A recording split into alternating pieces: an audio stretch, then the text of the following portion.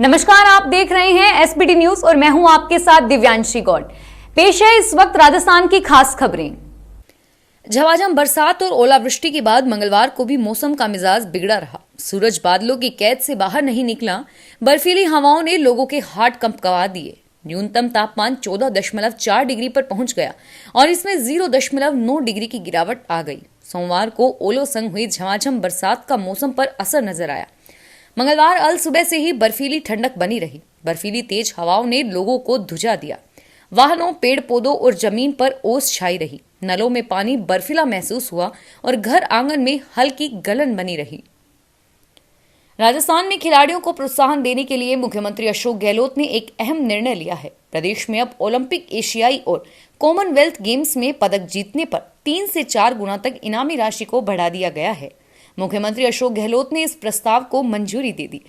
नए आदेशों के मुताबिक अब ओलंपिक में स्वर्ण जीतने पर खिलाड़ी को 3 करोड़ रुपए की पुरस्कार राशि दी जाएगी। पहले यह राशि 75 लाख रुपए थी। ओलंपिक में रजत पदक जीतने पर दी जाने वाली राशि को बढ़ाकर 50 लाख से 2 करोड़ कर दिया गया है। राजस्थान सरकार ने बीती रात आदेश जारी करके राजस्थान पुलिस सेवा के 78 अधिकारियों के तबादले किए हैं। इसमें सेठाराम को जयपुर नगर निगम ग्रेटर में अतिरिक्त पुलिस उपायुक्त लगाया गया है। नगर निगम ग्रेटर बनने के बाद से ये पद खाली चल रहा था और इसी तरह विपिन शर्मा को अतिरिक्त पुलिस अधीक्षक जैसलमेर, अशोक मीणा को डूंगरपुर, धर्मेंद्र कुमार यादव को जयपुर ग्रामीण, सुभाष चंद्र मिश्रा को टोंक, भूपेंद्र सिंह यादव को मेला प्राधिकरण जयपुर, घनश्याम शर्मा को केकड़ी अजमेर, सीताराम प्रजापत को अजमेर शहर, हिम्मत सिंह देवल को चित्तौड़गढ़, राकेश बैरवा को मालपुरा टोंक में लगाया गया है। बसपा के 6 विधायकों के कांग्रेस में विलय के मामले में राजस्थान उच्च न्यायालय के आदेश के खिलाफ बसपा और भाजपा के विधायक मदन दिलावर की अपीलों पर उच्चतम न्यायालय 7 जनवरी को सुनवाई करेगा। न्यायमूर्ति एस अब्दुल नजीर और न्यायमूर्ति एम जोसेफ की पीठ ने इन अपील को आगे सुनवाई के लिए गुरुवार को सूचीबद्ध किया है।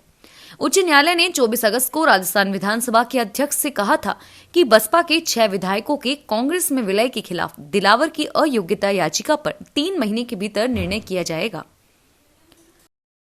लोकसभा अध्यक्ष ओम बिरला की छोटी बेटी अंजलि बिरला का भारतीय प्रशासनिक सेवा में सिलेक्शन होने पर उनके कोटा स्थित शक्ति नगर आवास पर जश्न का माहौल दिखा। अंजलि बिरला ने अपनी कामयाबी का श्रेय बड़ी बहन आकांक्षा बिरला को दिया है, जो लगातार उनका मोटिवेशन किया करती थी। और जैसे ही उनके घर पर यह खुशखबरी आई, उसके बाद परिवारजनों ने जमकर खुशी का इजहार किया।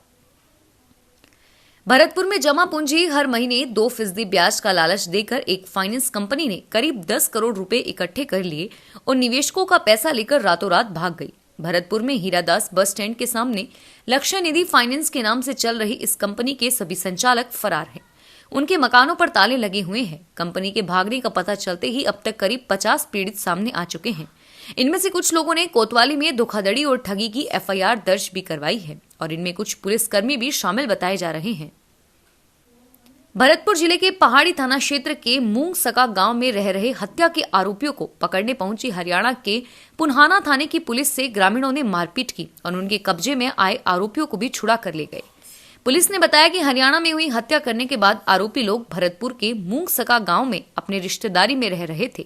एक सूचना के आधार पर वहां पहुंचकर हरियाणा पुलिस ने 2 आरोपियों को पकड़ लिया। इसी दौरान गांव के दर्जनों लोगों ने पुलिस की गाड़ी को चारों तरफ से घेर लिया और लाठी डंडों से पुलिस दल पर हमला कर दिया। आरोपियों को छुड़ाकर ले गए। प्रदेश की सरकारी भर्तियों में आरक्षण संबंधी समझौतों पर आज गुर्जर प्रतिनिधिमंडल और मुख्यमंत्री अशोक गहलोत के बीच मुलाकात संभावित है। मुख्यमंत्री से मिलने के लिए गुर्जर नेता हिम्मत सिंह भैंसला के नेतृत्व में 41 नेताओं का प्रतिनिधिमंडल जयपुर आया हुआ है। दरअसल गुर्जर प्रतिनिधिमंडल की कल मुख्यमंत्री से मुलाकात होनी थी, लेकिन सीएम के स्वास्थ्य कारणों के चलते मुलाकात नहीं हो सकी। हालांकि इस दौरान प्रतिनिधिमंडल ने स्वास्थ्य मंत्री डॉक्टर रघु शर्मा और खेल मंत्री अशोक चांदना से मुलाकात कर विभिन्न मसलों पर चर्चा की।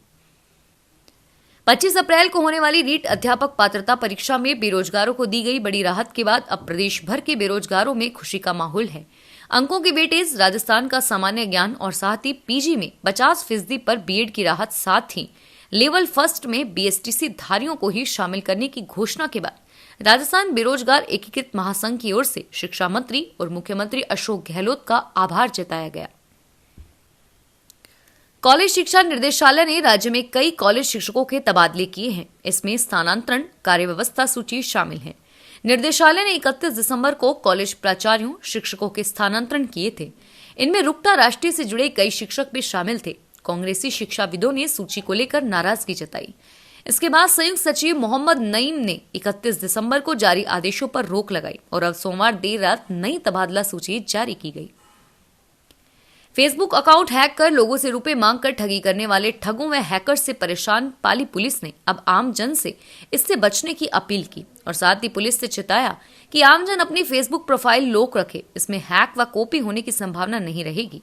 पाली पुलिस अधीक्षक राहुल कोटोकी, जेतारण सीओ सहित कई थानाधिकारियों व पुलिस अधिकारियों की आईडी हैक होने के बाद पुलिस ने आमजन के लिए यह कदम उठाया है। अजमेर स्थित महर्षि दयानंद सरस्वती विश्वविद्यालय के नए कुलपति के लिए सर्च कमेटी जल्द ही आवेदन मांगेगी। कमेटी में राजभवन के प्रतिनिधि को छोड़कर 3 सदस्यों की नियुक्ति हो गई है। विश्वविद्यालय में रामपाल सिंह की बर्खास्तगी के बाद स्थायी कुलपति पद रिक्त है। फिलहाल हरिदेव जोशी पत्रकारिता विश्वविद्यालय के कुलपति ओम थानवी के पास अतिरिक्त प्रभार है। तीनों सदस्यों की हुई नियुक्ति कुलपति सर्च कमेटी में 3 सदस्यों की नियुक्ति हो गई है। पूर्व उप मुख्यमंत्री सचिन पायलट द्वारा राष्ट्रीय स्वयंसेवक संघ और राष्ट्रवाद को लेकर किए गए एक बयान को लेकर भाजपा उन पर हमलावर हो गई है।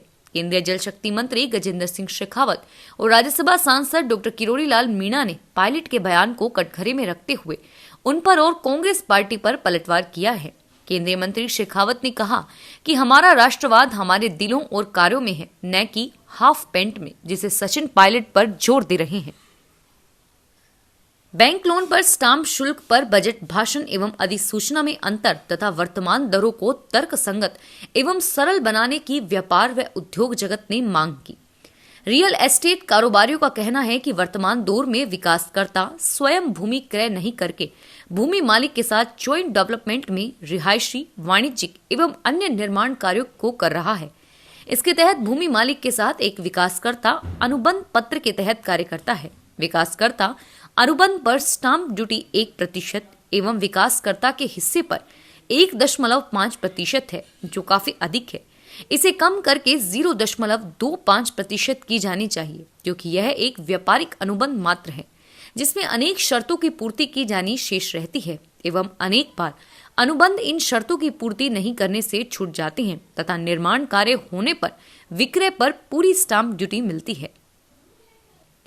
कांग्रेस विधायक प्रशांत बेरवा के आशंका व्यक्त करने पर राजनीति तेज हो गई है। केंद्रीय जल शक्ति मंत्री गजेंद्र सिंह शेखावत ने कहा कि कांग्रेस के डीएनए में भ्रम फैलाने का वायरस है। बीजेपी के प्रदेश अध्यक्ष सतीश पूनिया ने कहा कि वैक्सीन पर किसी भी तरह की राजनीति नहीं होनी चाहिए। उन्होंने कहा कि अफसोसजनक है कि कांग्रेस में पिता तारीफ कर रहे हैं और पुत्री उस टीके का विरोध कर रही है। ये विरोधाभास कांग्रेस पार्टी के साथ साथ उनके घर में भी उतना ही है। बीजेपी का आरोप है कि सीएम के बेटे और आरसी अध्यक्ष वैभव गहलोत ने अपने पिता के बयान के बाद कहा कि वैक्सीन को लेकर जो स्थिति होगी वो देखेंगे, पहले तो उसका ट्रायल रन होगा। इसी प्रकार की नई खबरों से जुड़े रहने के लिए अगर आपने हमारा चैनल एसबीटी न्यूज सब्सक्राइब नहीं किया है तो जल्दी से जल्द इसे सब्सक्राइब करें और जुड़े रहिए इसी प्रकार की तमाम बड़ी खबरों से। नई नोटिफिकेशन पाने के लिए बेल आइकन को प्रेस करना ना भूलें। धन्यवाद।